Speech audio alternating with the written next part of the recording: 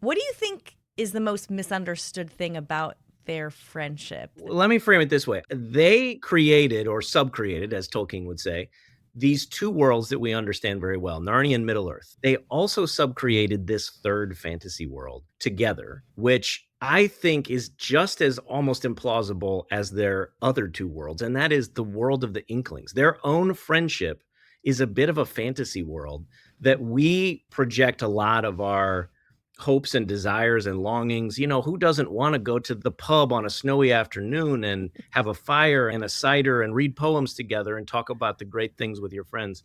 I mean, I am an academic and I only do that, 6 or 7 times a week. No, I never do that, right?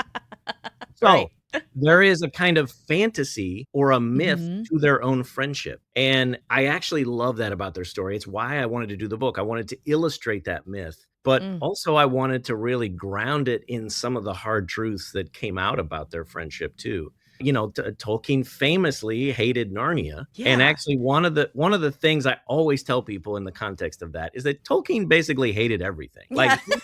It's not special that he hated Narnia. He was very, very dismissive of other forms of art. And it's just he was a persnickety, Englishman. So those are some things that people think about when they think about the Inklings.